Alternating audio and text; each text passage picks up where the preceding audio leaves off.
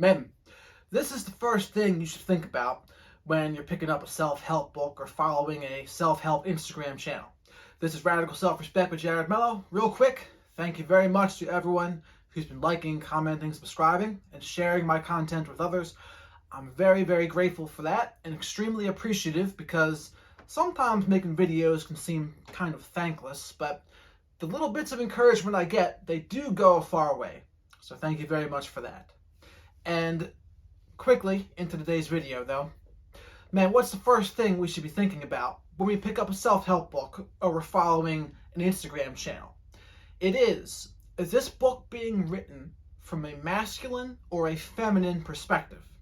And note, just because a man is writing it does not mean it's not written in a feminine perspective. Let me explain. So, books like How to Do the Work by Dr. Nicole LePera, the holistic psychologist on Instagram, she wrote that book from a feminine perspective. And it's not to say that there's nothing to learn in books that are written from a feminine perspective. No, I've learned a lot of things from books written in a feminine perspective about awareness, about relationships, about trauma bonds, about how our relationship with our parents is quite often like we act it out in future relationships. There's value there, but there are certain things that sometimes don't relate. Another example is the Angry Therapist on Instagram. Even though he's a man, he does write things from a more feminine perspective. And again, there's nothing wrong with that, but it's just something as a guy we need to take note of. And again, there are women out there who could possibly write from a masculine perspective, but that's a story for another day. But there certainly are men who write from a feminine perspective. I see it a lot. And so an example of this, on the Instagram page of Dr. Nicole LePera, she wrote about one of the things to heal our inner child would be that we don't need to please or to perform in order to be worthy of love. And although that statement is true, as a man, it doesn't really have too much practical application because as men, we got to be focused on our mission and purpose. And regardless of whether our mission and purpose makes us worthy of love, etc., it doesn't really matter. Like in the perfect world, we would just be able to do nothing and we're just worthy of love. And I get it, in essence, it is true. But as far as like pragmatism is concerned, it doesn't really make a difference because men, we do have to perform. We have to be competent. Our results matter. And like, there's a reason why they're not women lined up to marry homeless men, because it's not something that women want. And of course, we shouldn't be doing things just because what women want. But what is it that, as men, we need to provide of value to the community?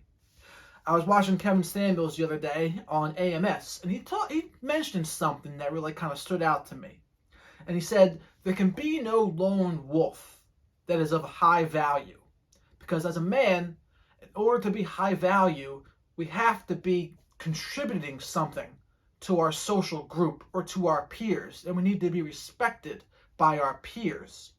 Kevin Samuels is someone, for example, that he speaks and writes from a masculine perspective.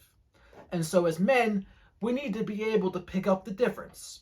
Because although it sounds good that we should be able to be loved without having to please or perform, it just doesn't really have any pragmatic use. Because as men, we still need to do. It doesn't matter. Like, we still have to perform anyway. So it's very valuable to like know what perspective these authors and coaches, etc., are writing from. And it makes all the difference in the world. So as men, we got to understand what we're looking at, because women and men live two very different lives. It's almost as if we're different species, really, because a woman's experience, especially an attractive woman's experience, is going to be just night and day different than what a man's experience is going to be. They live two different lives, and they have people they interact with the world in completely different ways. And some of this is literally like just what is femininity, right? Femininity is about social groups and connections and love and bonding. And so when someone writes a book from the feminine perspective, that is their utmost goal. That is what everything's striving for. Happy relationships, bonding, love. And there's nothing wrong with that. It's just feminine, that's all. Now, on the flip side, masculinity, what is that? It's all about becoming more than what we are. It's about mission. It's about purpose. It's about leadership. It's about ambition. And those are things written from a masculine perspective. And again, there's not right or wrong here. It just is what it is. There's masculine and there's feminine. That's just how it goes.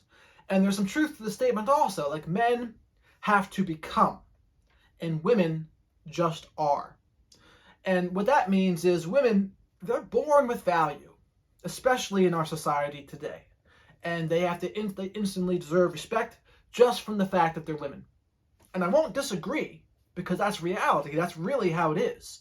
A woman is just a woman, and men don't really care what that woman does for work or what her educational status is. It's like, if she's an attractive woman who's fit and feminine and cooperative and submissive, a man is going to like that very much.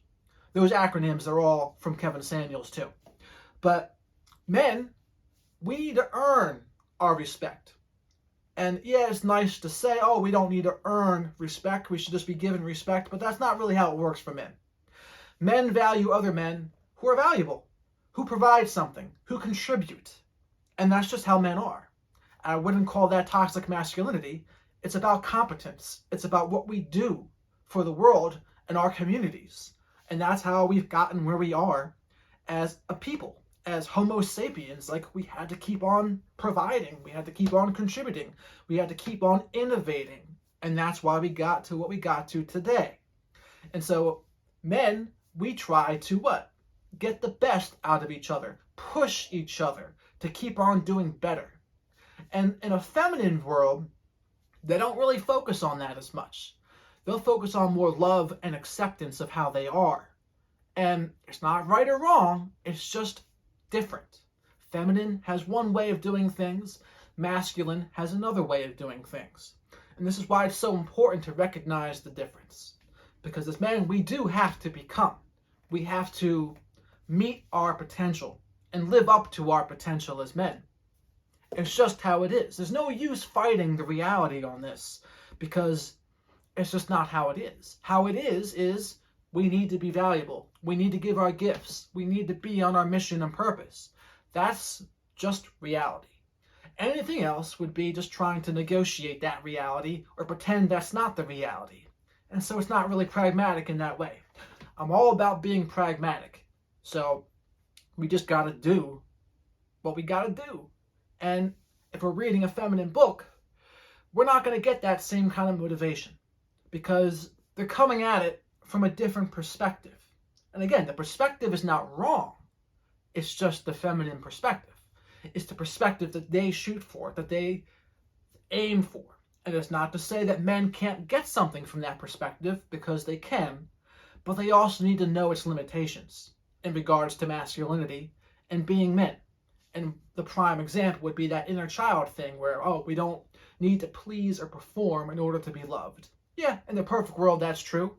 And yeah, I get it. We shouldn't tie our self-worth and our esteem to our accomplishments or our finances. Yes.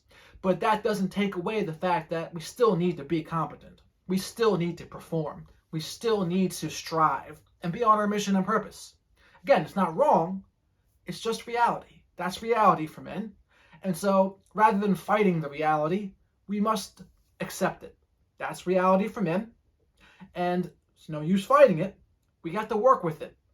And it's great as men to have a good community of men that hold each other accountable, that push each other to get better. That's a great thing for men to do. Both men and women really need communities.